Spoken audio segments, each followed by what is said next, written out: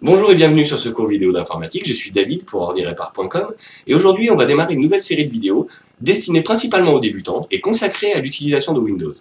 En effet, dans mon entourage, dans ma famille, parmi mes amis, mais également parmi mes clients, de nombreuses personnes viennent me voir et me disent oui David, je sais faire des choses, je sais aller sur internet, je sais un petit peu taper un courrier, mais je suis quand même pas très à l'aise avec tout ça parce que je comprends pas bien comment tout ça fonctionne et puis surtout j'ose pas trop toucher parce que j'ai peur de faire des bêtises. Si vous êtes dans ce cas, ces vidéos sont faites pour vous. On va ensemble faire un tour d'horizon de Windows et des différentes choses qu'il compose, et on va s'attarder sur quelques petits réglages qu'on peut faire, des petits paramétrages qui peuvent nous faire gagner un petit peu de temps, et surtout vous faire découvrir finalement ce qui se cache derrière tous ces termes un peu barbares, le bureau, le menu démarrer, la barre de tâches. On va revisiter tout ça ensemble. Et donc, même si vous avez déjà l'habitude d'utiliser l'ordinateur et que vous l'utilisez au quotidien pour votre travail, par exemple, ou même simplement pour votre usage personnel, pour aller sur Internet, il se peut que certains détails vous aient échappé, et que peut-être certaines fonctionnalités n'aient pas été suffisamment claires au départ et que vous n'ayez pas forcément pris conscience de ce que vous pouviez faire avec tout ça. Donc, je vous propose au travers de ces vidéos de démystifier un peu l'utilisation de Windows. Donc, on va démarrer sur cette première vidéo avec le bureau de Windows. Donc, sans plus attendre, on passe derrière l'écran, juste après un petit générique.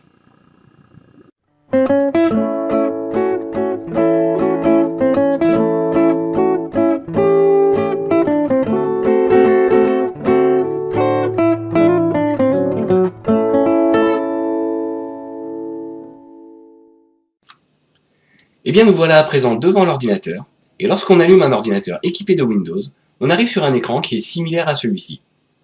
On appelle cet écran le bureau de Windows, ou plus simplement le bureau. Le bureau est composé à 90% d'une image d'arrière-plan qui tapisse le fond de l'écran et qui est personnalisable. C'est pour cette raison que vous avez probablement une image qui est différente de la mienne. En effet, il se peut que le fabricant de votre ordinateur l'ait personnalisé avec son propre logo. On verra ensemble qu'on peut y mettre à peu près n'importe quelle image. Mais continuons ce tour d'horizon. On peut également trouver sur le bureau ces petites vignettes qu'on appelle des icônes. Et les icônes sont en fait un moyen d'accéder aux différents programmes de votre ordinateur ou à certains dossiers de votre ordinateur. On trouve notamment une icône qui s'appelle la corbeille. La corbeille, comme son nom l'indique, est une sorte de poubelle à l'intérieur de laquelle vont se placer les documents que vous allez supprimer de votre ordinateur. Il faudra bien entendu penser à vider cette corbeille si vous souhaitez libérer de la place sur votre disque dur. En bas de l'écran, on va trouver une autre zone qui s'appelle la barre de tâches. La barre de tâches est composée de 3 parties. La première d'entre elles est ce bouton rond avec le logo de Windows à l'intérieur qui s'appelle le bouton démarrer. Si on clique dessus avec le bouton gauche de la souris, on fait apparaître un menu qui est le menu principal de l'ordinateur et qu'on appelle le menu démarrer. On verra dans une prochaine vidéo qu'on peut personnaliser ce menu démarrer. Juste à droite du bouton démarrer, on trouve la zone de lancement rapide. Cette zone de lancement rapide va contenir les icônes des différents programmes que vous utilisez le plus souvent. On verra également qu'on peut la personnaliser. Tout à droite, on va trouver une autre zone qui s'appelle la zone de notification. Cette zone de notification contient notamment l'horloge et diverses icônes qui vont vous permettre de savoir, par exemple, que le volume du haut-parleur est à 67% en ce moment, que vous êtes connecté au réseau, qu'il y a des problèmes à résoudre sur votre ordinateur. Et on va également trouver cette petite flèche, et en cliquant sur cette petite flèche, on verra quels sont les programmes qui sont en ce moment en cours d'exécution sur votre ordinateur. C'est-à-dire que ces programmes utilisent en ce moment des ressources de l'ordinateur. Mais revenons un peu sur le bureau, et regardons ce qu'on peut faire d'autre avec ce bureau. Si on clique avec le bouton droit sur le bureau, on fait apparaître un menu. Ce type de menu s'appelle un menu contextuel, tout simplement parce que selon l'endroit où on clique, le menu va contenir des options différentes. Par exemple, si je clique avec le bouton droit sur une icône, vous voyez que le menu est différent. Mais revenons sur le bureau et restons-y pour le moment. Si je clique sur ce bouton, je fais donc apparaître ce menu contextuel, et dans ce menu, vous verrez que certains éléments comportent une petite flèche sur le côté. Ça veut simplement dire qu'il y a un sous-menu. Si je pointe la souris sur ce menu, sur cet élément de menu, le sous-menu apparaît, et je peux choisir les options que je souhaite régler dans ce menu. Par exemple, on peut régler des options d'affichage et définir qu'on souhaite avoir de grandes icônes. Si je clique dessus, vous voyez que la taille des icônes a changé. Si je souhaite revenir à l'état initial, je clique à nouveau avec le bouton droit sur le bureau, je vais dans le menu affichage, et dans le sous-menu, je choisis icône moyenne. Voilà, les icônes sont redevenues comme tout à l'heure. mais on peut constater qu'elles n'ont pas retrouvé leur place d'origine. Ce n'est pas très grave. Sur le bureau, on peut placer les icônes à peu près comme on le souhaite. Si je souhaite déplacer une icône, je vais simplement dessus et je maintiens le bouton gauche de la souris enfoncé. Et pendant que je maintiens ce bouton gauche enfoncé, je déplace l'icône à l'endroit souhaité. Je peux faire ça pour n'importe quelle icône et les placer où je le souhaite sur l'écran. Ici au milieu, ou complètement à l'opposé. Je peux également demander, grâce au menu, à ce que Windows réorganise automatiquement les icônes. Si je clique dessus, toutes les icônes se sont déplacées et ont été rangées sur le côté de l'écran. Et ça évite justement d'avoir, comme on peut le voir parfois, donc je vais enlever cette option, certaines icônes un peu par-ci, un peu par-là, enfin ça devient vite la pagaille. Si je clique sur réorganiser les icônes automatiquement, elles sont automatiquement rangées. On a d'autres options qui nous permettent de trier ces icônes, soit par nom, par taille, par type d'élément ou par date de modification. Dans ce menu contextuel, on trouve une autre option qui s'appelle Nouveau, qui nous propose un sous-menu et qui nous permet de créer de nouveaux éléments, un nouveau dossier, un nouveau raccourci par exemple, ou tout type de document. Alors, si vous avez par exemple Microsoft Word installé dans votre ordinateur, vous pouvez directement à partir de ce menu créer un document vierge. Je n'ai pas Microsoft Word installé sur cet ordinateur, mais je vais par exemple créer un nouveau document texte vide. Je clique simplement pour ça sur Document texte. Et vous voyez que sur le bureau est apparu un nouveau document texte. Pour l'instant, je ne vais pas m'attarder sur la façon de renommer ce fichier, mais si je clique dessus, je vois que je peux l'ouvrir et écrire à peu près ce que je veux dedans. Pour fermer les programmes, on a toujours cette petite croix rouge qui nous permet de fermer l'application.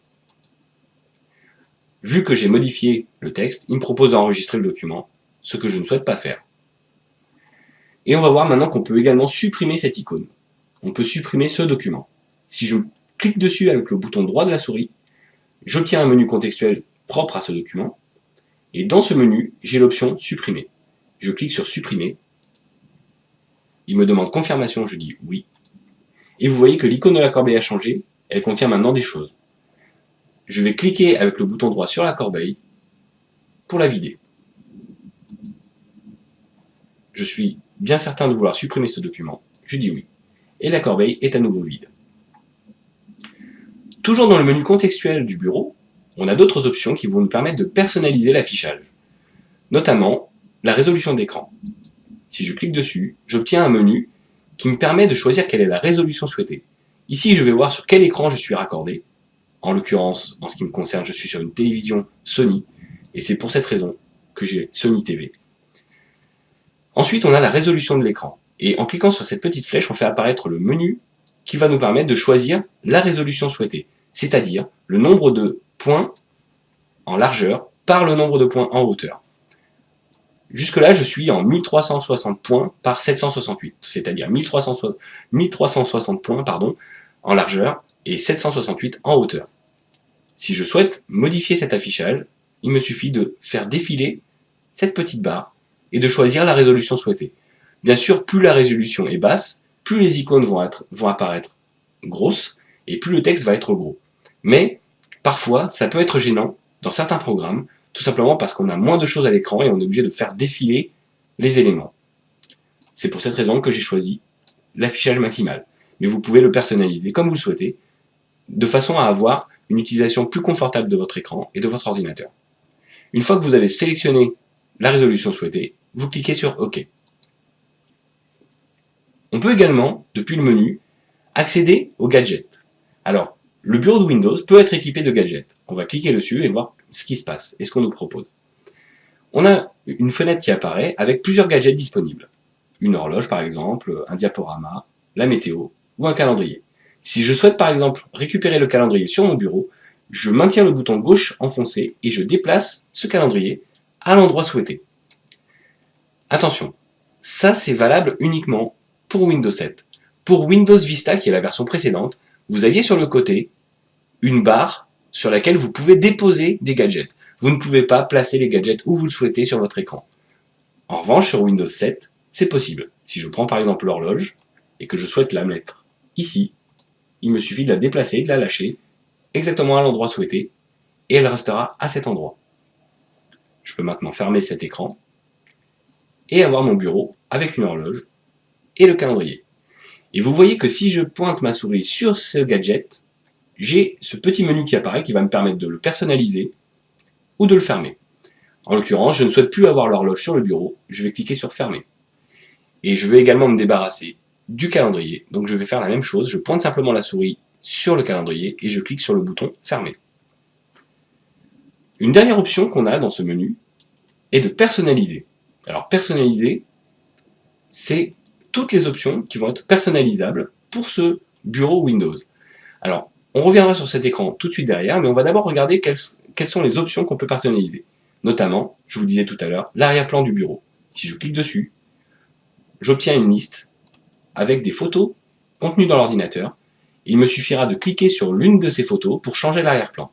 Par exemple, si je clique sur cette image, vous voyez que l'arrière-plan a changé et est maintenant recouvert de ces petits personnages que j'ai sélectionnés.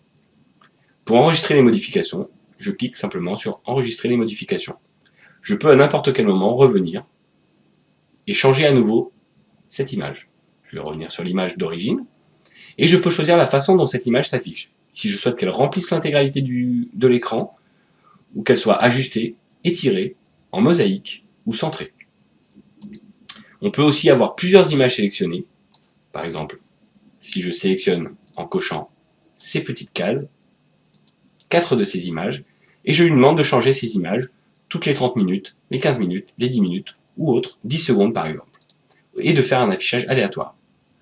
En l'occurrence, je ne souhaite pas avoir toutes ces images, je vais garder une seule photo, et je vais enregistrer les modifications. On peut également changer la couleur des fenêtres, en cliquant sur couleur des fenêtres. Par défaut, elles sont bleues, mais je peux les avoir roses, vertes, jaunes, orange, rouge. Personnellement, je préfère la couleur bleue. Je garde, enfin bleu ciel, pardon, et je la garde comme ça. Je clique sur enregistrer. On peut également avoir des sons qui se déclenchent à certains événements de Windows. On ne va pas en parler tout de suite, c'est pas très intéressant. On peut également définir l'écran de veille de l'ordinateur, c'est-à-dire que au bout d'une certaine inactivité de l'ordinateur, une petite animation se déclenche, par exemple un balai de lignes. On voit ici un aperçu de ce que ça peut donner. Alors, si je mets par exemple quelque chose qui soit un peu plus parlant, des bulles, on voit que des petites bulles s'animent en fait sur le fond d'écran.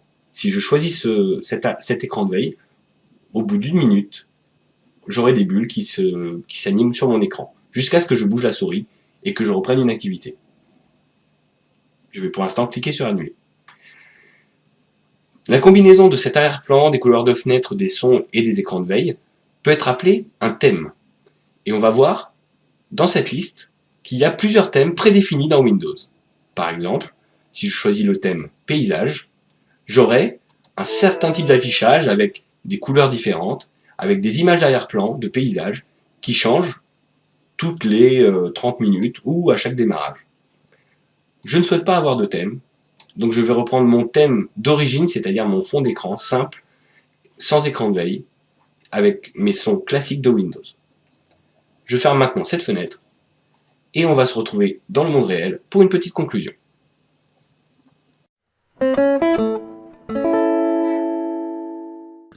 Et bien voilà à peu près ce qu'on pouvait dire du bureau de Windows. Donc on a vu ensemble qu'on pouvait personnaliser l'image de fond, qu'on pouvait déplacer des icônes sur le bureau, qu'on pouvait en créer de nouvelles, qu'on pouvait changer les couleurs des fenêtres, qu'on pouvait placer des gadgets également sur le bureau, changer la taille des icônes. Donc ça fait pas mal de choses d'un coup. J'espère que cette vidéo vous a été utile. On verra dans les prochaines vidéos qu'on peut personnaliser également le menu démarrer, la zone de lancement rapide, mais également la zone de notification et changer la façon dont Windows nous avertit des différents programmes qui sont en cours de fonctionnement. C'était David pour ordyrepar.com et on se retrouve pour la prochaine vidéo consacrée au menu démarrer.